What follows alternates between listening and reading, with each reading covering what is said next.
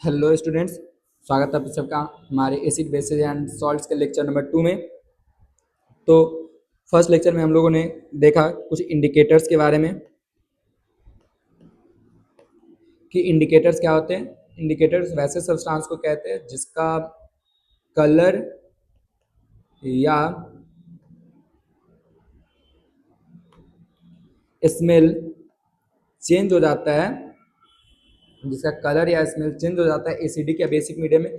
उसमें हम लोगों ने देखा कि दो तरीके के इंडिकेटर्स, कुछ नेचुरल होते हैं और कुछ सिंथेटिक होते हैं।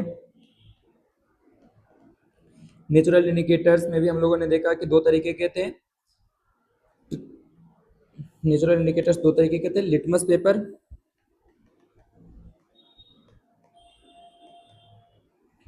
और टर्मरिक। सिंथेटिक इंडिकेटर्स में हम लोगों ने देखा फिनोल्फ्थलीन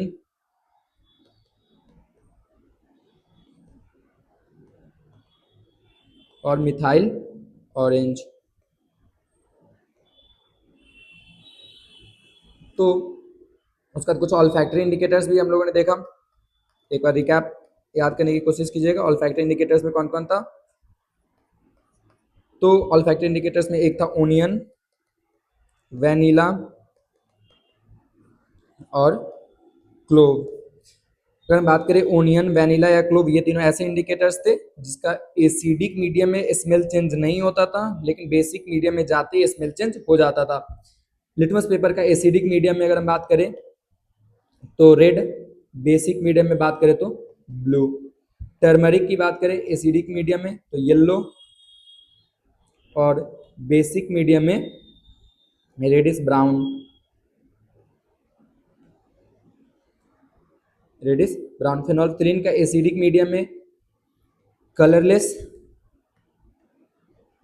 और बेसिक मीडियम में पिंक या मैजेंटा कलर। और मिथाइल ऑरेंज की अगर हम बात करेंगे तो मिथाइल ऑरेंज का एसिडिक मीडियम में था पिंक या रेड और बेसिक मीडियम में था येलो। तो यहाँ तक हम लोगों ने देख चुके हैं। अब हम लोग आगे बढ़ते हैं और अब तक जो हम लोग देख रहे थे वो फिजिकल प्रॉपर्टीज थी सब्सटेंस की, एसिड और बेस की कुछ फिजिकल प्रॉपर्टीज देख रहे थे जो बाहर से देख के पता चल सकता था। लेकिन अब हम बात करते हैं कुछ केमिकल प्रॉपर्टीज की। केमिकल प्रॉपर्टीज ऑफ एसिड्स और बेस। अब केमिकल प्रॉपर्टीज का मतलब होता है कि वो किसी दूसरे के साथ रिएक्ट करके क्या बना रहा है, तो इस चीज को हम कहते हैं केमिकल प्रॉपर्टीज। जैसे सबसे पहले हम लोगों को देखना है reaction of acid plus metal. Reaction of acid plus metal. तो अभी हम आपको बस बता देते कि जब एसिड, कोई भी एसिड अगर मेटल के साथ रिएक्ट करेगा तो क्या बनाता है। अगर हम बात करें एसिड, अगर कोई एसिड मेटल के साथ रिएक्ट कर रहा है तो बनाता है सॉल्ट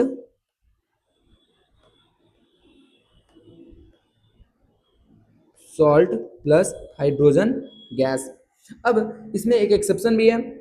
अगर नॉर्मल अगर कोई एसिड है मेटल के साथ रिएक्ट करके साल्ट प्लस हाइड्रोजन बनाएगा, लेकिन अगर एसिड हमारा नाइट्रिक एसिड हो जाए, अगर एसिड हमारा नाइट्रिक एसिड है तो नाइट्रिक एसिड मेटल के साथ रिएक्ट करके सॉल्ट प्लस वाटर बनाता है।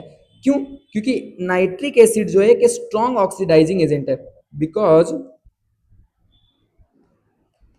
Nitric acid is a strong oxidizing agent. अब इस यहाँ पे थोड़ा सा कंफ्यूजिंग होता है कि नॉर्मल अगर एसिड मेटल के साथ रिएक्ट करेगा तो बनाएगा साल्ट प्लस हाइड्रोजन गैस। इसमें एक्सेप्शन था कि नाइट्रिक एसिड, अगर नाइट्रिक एसिड हो जाएगा मेटल के साथ रिएक्ट करेगा तो साल्ट प्लस वाटर बनाएगा। लेकिन इस एक्सेप्शन का भी एक एक्सेप्शन है कि अगर इस नाइट्रिक एसिड, अगर नॉर्मल अगर एसिड प्लस मेटल है तो क्या बनाएगा, सॉल्ट प्लस हाइड्रोजन गैस। लेकिन अगर नाइट्रिक एसिड हो जाए HNO3, अगर मेटल के साथ रिएक्ट कर रहा है तो, अगर मेटल के साथ रिएक्ट कर रहा है तो बनाएगा सॉल्ट प्लस वाटर। क्यों? क्योंकि ये जो नाइट्रिक एसिड है वो एक स्ट्रॉन्ग ऑक्सीडाइजिंग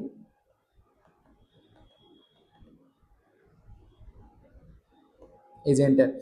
अब इस एक्सेप्शन का भी एक एक्सेप्शन है कि नॉर्मल नाइट्रिक एसिड, सॉरी,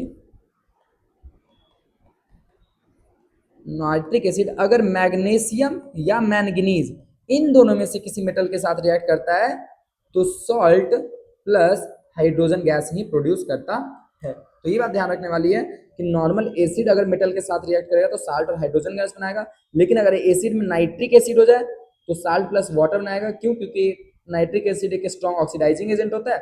और इस एक्सेप्शन का भी एक एक्सेप्शन है कि नाइट्रिक एसिड मैग्नीशियम या मैंगनीज के साथ रिएक्ट करके साल्ट प्लस हाइड्रोजन गैस ही बनाता है। तो अब इस चीज को एक एक्टिविटी की मदद से समझाया गया है कि reaction of acid with metals, activity number 2.3, to demonstrate how metals react with dilute acid to produce hydrogen gas. कैसे मेटल जो है वो एसिड के साथ रिएक्ट करता है और हाइड्रोजन गैस प्रोड्यूस करता है। तो सबसे पहले कुछ जिंक ग्रेन्यूल्स लिए हैं। जिंक ग्रेन्यूल्स हम आपको बता चुके हैं कि जिंक अगर कोई भी ग्रेन्यूल्स के फॉर्म में, मतलब सॉलिड फॉर्म में होगा। अब add dilute sulphuric acid, dilute है मतलब अगर डाइल्यूट है या फिर सॉल्यूशन दिया हुआ है तो वो हमारा एक्वस फॉर्म में होगा। डाइल्यूट है या फिर सॉल्यूशन है तो हमारा एक्वस फॉर्म में होगा। तो जिंक ग्रेन्यूल्स था वो जब डाइल्यूट सल्फ्यूरिक एसिड के साथ रिएक्ट किया है H2SO4 इसमें मिलाया गया, place several zinc granules inside a clean test tube. Clean test tube उसमें बहुत सारे जिंक ग्रेन्यूल्स डाल दिए, उसमें डाइल्यूट सल्फ्यूरिक एसिड डाल दिए हैं। Fit the test tube with a cork and a delivery tube, pass the evolved gas through the delivery tube into the trough filled with soap solution. अब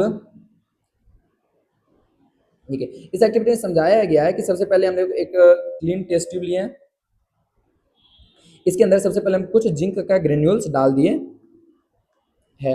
अब इसमें हम लोग सल्फ्यूरिक एसिड ऐड किए। ये जो रेड है ये हमारा जिंक ग्रेन्यूल्स है और जो ब्लैक कलर से हम रिप्रेजेंट कर रहे हैं वो हमारा सल्फ्यूरिक एसिड है। तो और इसको फिर हम ऊपर में कॉर्क से पूरी तरीके से फिट कर दिया और यहाँ से एक डिलीवरी ट्यूब के माध्यम से एक दूसरे ट्रफ में जिसमें सोप सॉल्यूशन भरा हुआ है,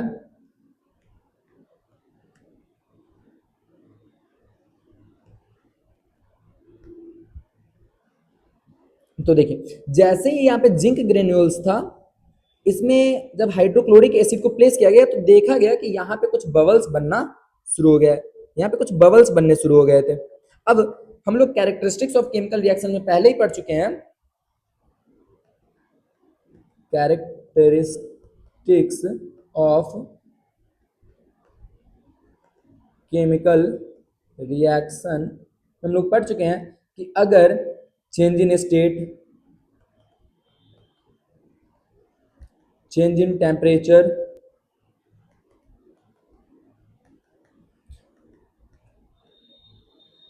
evolution of gas,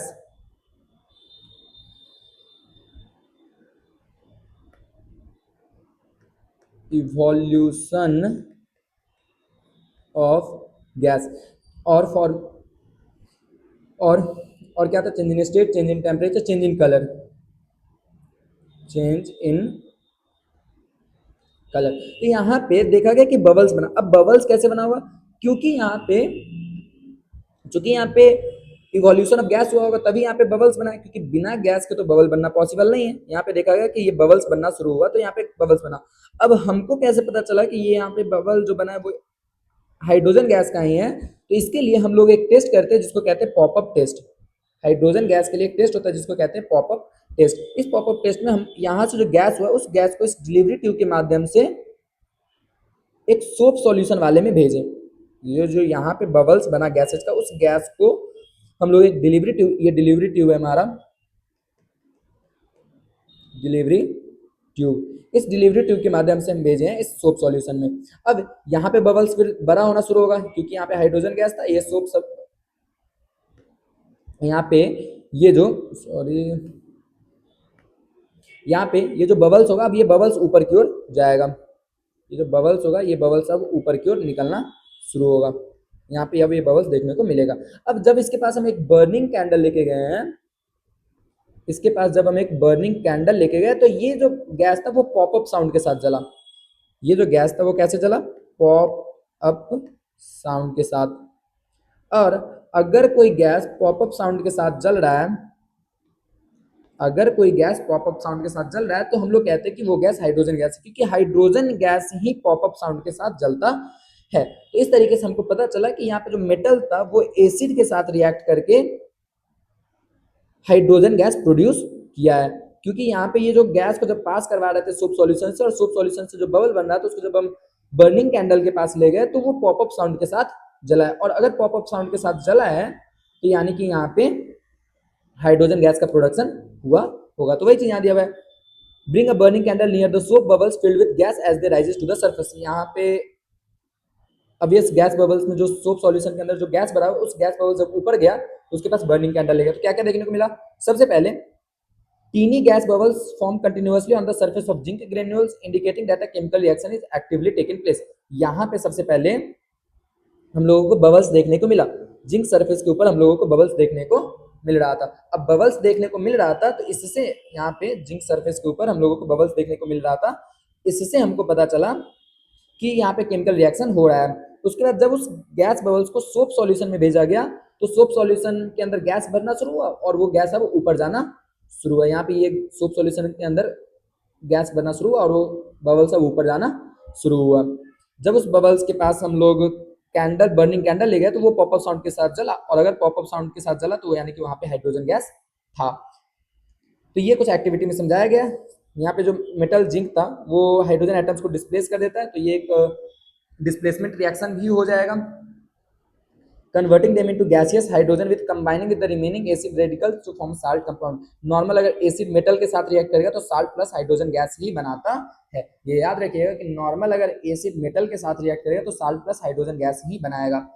इस एक्टिविटी के लिए एक स्पेशल रिएक्शन लिखा हुआ है कि जिंक जो कि सॉलिड फॉर्म में था, जब वो डाइल्यूट सल्फ्यूरिक एसिड के साथ रिएक्ट किया तो जिंक सल्फेट जो कि साल्ट है और साथ में हाइड्रोजन गैस प्रोड्यूस हुआ है। तो ये कुछ एक्टिविटी था। अब हम लोग बात करते हैं reaction of base with metals. तो reaction of base with metal, base plus metal. तो बेस अगर मेटल के साथ भी रिएक्ट कर रहा है तो भी साल्ट प्लस हाइड्रोजन गैस ही प्रोड्यूस होगा। याद रखिएगा कि नॉर्मल अगर बेस मेटल के साथ रिएक्ट करेगा तो साल्ट प्लस हाइड्रोजन गैस होगा। यहाँ पे बेस जनरली स्ट्रॉन्ग बेस होना चाहिए, वीक बेस के साथ उतने अच्छे से मेटल रिएक्ट नहीं करता है, क्योंकि हम लोग बाद में पढ़ते हैं कि metal generally basic metal oxide generally basic in nature होता है, तो वो बेस के साथ उतना अच्छा से रिएक्शन नहीं कर पाता है, इसीलिए हम लोग यहाँ पे स्ट्रॉन्ग बेस लेते हैं। ये बात ध्यान देने वाली कि नॉर्मल मेटल बेस के साथ रिएक्ट करके साल्ट प्लस हाइड्रोजन गैस ही प्रोड्यूस करता है, लेकिन वो बेस कैसा होना चाहिए? स्ट्रॉन्ग बेस होना चाहिए। स्ट्रॉन्ग बेस जैसे सोडियम हाइड्रोक्साइड हो गया, पोटेशियम हाइड्रोक्साइड हो गया, तो ये सब कुछ स्ट्रॉन्ग बेस है। उसी चीज को यहाँ पे है कि कुछ हम लोग जिंक मेटल ले लिए हैं, अब उसमें सोडियम हाइड्रोक्साइड का सॉल्यूशन मिलाए हैं। बाकी जो इस एक्टिविटी में परफॉर्म किए थे वही चीज किए हैं कि जिंक मेटल लिए थे,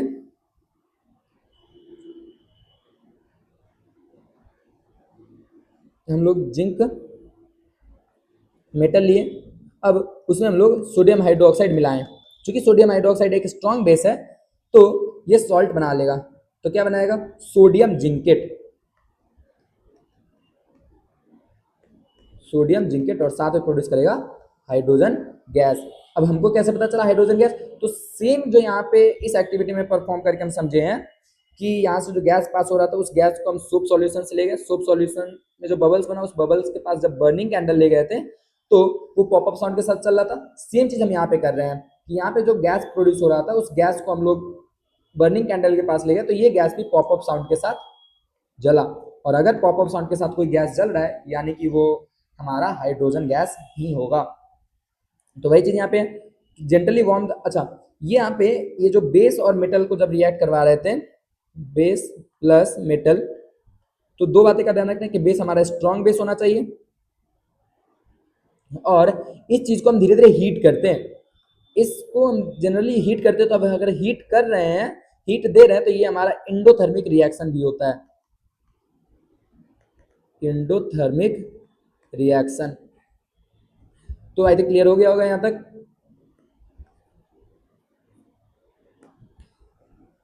पास the evolve gas through soap solution, जैसा कि पिछले एक्टिविटी में हम लोग देखे थे, जो गैस इवॉल्व होता है उसको सोप सॉल्यूशन से, और उसके पास फिर बर्निंग कैंडल ले गए, तो सबसे पहले देखने को मिला कि continuous formation of gas bubbles लगातार बन रहा था जिंक ग्रेन्यूल्स के आसपास, और जब उसको बर्निंग कैंडल के पास ले गए तो पॉपअप साउंड के साथ जला। अगर पॉपअप साउंड के साथ जल रहा है तो यानी कि हाइड्रोजन गैस प्रोड्यूस हुआ है। अब वही चीज को यहाँ पे नॉर्मल जनरल इक्वेशन बात करें तो base plus metal gives salt plus hydrogen. यहाँ पे ध्यान रखने वाली बात है कि बेस हमारा स्ट्रॉन्ग बेस होना चाहिए। अब इस एक्टिविटी के लिए, एक्टिविटी 2.4 के लिए बेसिक केमिकल इक्वेशन है सोडियम हाइड्रोक्साइड, जो कि एक्वस फॉर्म में था, उसमें जिंक ग्रेन्यूल्स मिलाया गया तो सोडियम जिंकेट बना है, और साथ में हाइड्रोजन गैस लिबरेट हुआ है। अब इसमें कुछ एक्सेप्शन है, कुछ लिमिटेशंस है। Such reactions do not occurs with all metals, ये जो बेस के साथ जो मेटल्स रिएक्ट करता है ये सारे मेटल्स के साथ नहीं होता, जनरली स्ट्रॉन्ग बेस होना चाहिए, और वो भी कुछ एम्फोटेरिक मेटल्स के साथ ही रिएक्शन करता है। एम्फोटेरिक मेटल्स उसको कहते हैं जो कि एसिडिक, जिसका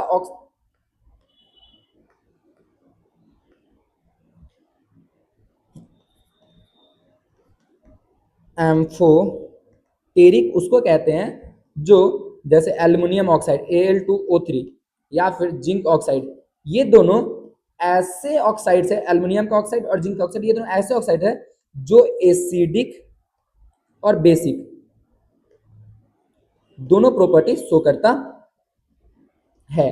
अब normally metal oxides basic property show करते हैं, जनरली मेटल ऑक्साइड्स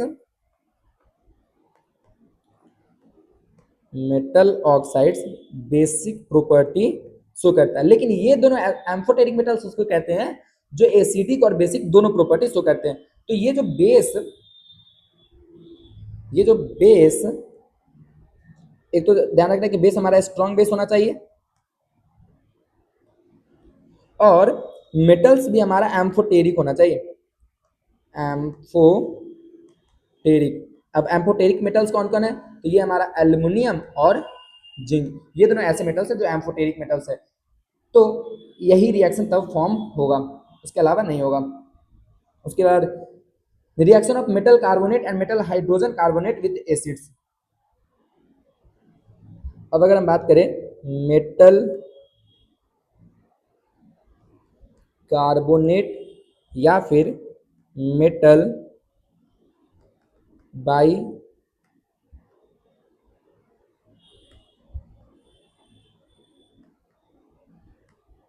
कार्बोनेट को जब हम एसिड के साथ रिएक्ट करवाते हैं तो क्या बनता है, जब हम मेटल कार्बोनेट को एसिड के साथ रिएक्ट करवाते हैं तो बनता है salt plus water plus carbon dioxide. इसमें भी वही बनेगा, salt plus water plus carbon dioxide. तो टू इन्वेस्टिगेट हाउ एसिड, और एक एक्टिविटी दिया हुआ है जिसकी मदद से हमको समझना है कि कोई भी एसिड जब मेटल कार्बोनेट या मेटल बाइकार्बोनेट के साथ रिएक्ट करता है तो क्या फॉर्म करता है। तो उसके लिए सबसे पहले हम लोग लिए हैं एक टेस्ट ट्यूब ए में, एक टेस्ट ट्यूब ए है जिसमें हम लोग 5 ग्राम सोडियम कार्बोनेट लिए, एक टेस्ट ट्यूब बी है जिसमें हम 0.5 ग्राम हम लोग सोडियम बाइकार्बोनेट या फिर सोडियम हाइड्रोजन कार्बोनेट लिए। दोनों के अंदर हम एसिड मिला रहे हैं। तो देखा गया कि जब हम सोडियम कार्बोनेट के अंदर एसिड मिलाया तो सॉल्ट बना, साथ में वाटर, साथ में कार्बन डाइऑक्साइड प्रोड्यूस हुआ है। और जो सेम चीज टेस्ट ट्यूब बी, जिसमें हम सोडियम, इसमें हम NaHCO3 सोडियम बाइकार्बोनेट लिए थे और NaCO3 सोडियम कार्बोनेट लिए थे। तो जब हम सोडियम कार्बोनेट में एसिड मिलाएं तो देखा गया salt plus water plus carbon dioxide release हुआ है, और सेम चीज सोडियम बाइकार्बोनेट वाले में भी देखा गया कि salt plus water plus carbon dioxide gas release हो रहा है। तो इससे पता चला। अब हमको देखिए, जैसे हमको को यहाँ पे पता नहीं था कि मेटल जो है या फिर बेस जो है वो मेटल के साथ रिएक्ट करके हाइड्रोजन गैस होता है, तो इसके लिए हम लोग टेस्ट करते हैं जिसको हम कहते हैं पॉपअप टेस्ट। हाइड्रोजन गैस को टेस्ट करने के लिए एक टेस्ट होता है जिसको हम कहते हैं पॉपअप टेस्ट। पॉपअप टेस्ट में होता क्या है कि एक बर्निंग कैंडल को हम मेटल उस हाइड्रोजन गैस के पास ले जाते हैं और वो पॉपअप साउंड के साथ जलता है। तो सेम कार्बन डाइऑक्साइड के लिए एक टेस्ट होता है जिसको हम कहते हैं lime water test. Carbon dioxide के लिए टेस्ट होता है जिसको हम कहते हैं लाइम वाटर टेस्ट। अगर याद हो तो चैप्टर नंबर था एक्टिविटी 1. एक एक्टिविटी था कॉम्बिनेशन रिएक्शन में कि जब कैल्शियम ऑक्साइड वाटर के साथ रिएक्ट करता है तो बनाता था कैल्शियम हाइड्रो ऑक्साइड। इसको कहते हैं लाइम वाटर, इसको कहते हैं लाइम वाटर। अब जब इस लाइम वाटर को इसका इस्तेमाल कहाँ होता था ये बताइएगा आप लोग कि इस लाइम वाटर का इस्तेमाल हम लोग कहाँ करते हैं। जब तो इस लाइम वाटर का इस्तेमाल वाइट वॉशिंग में किया जाता है। वाइट वॉश मतलब दीवार के ऊपर पेंट करने के लिए, चूना करने के लिए किया जाता है। और जब ये कैल्शियम हाइड्रोक्साइड हवा में प्रेजेंट कार्बन डाइऑक्साइड के साथ स्लोली रिएक्ट करता था तो कैल्शियम कार्बोनेट बना लेता था और साथ में वाटर प्रोड्यूस करता था। अब इसी टेस्ट को कहते हैं लाइम वाटर टेस्ट की। जब हम कार्बन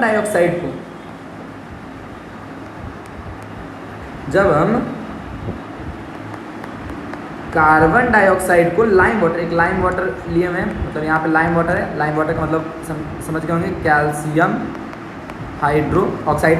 जब इससे कार्बन डाइऑक्साइड पास करवाते हैं तो फॉर्म क्या होता है, तो फॉर्म होता है कैल्शियम कार्बोनेट और साथ में वाटर। ये जो कैल्शियम कार्बोनेट होता है एक वाइट इनसॉल्युबल प्रिसिपिटेट होता है, वाइट इनसॉल्युबल सब्सटेंस होता है।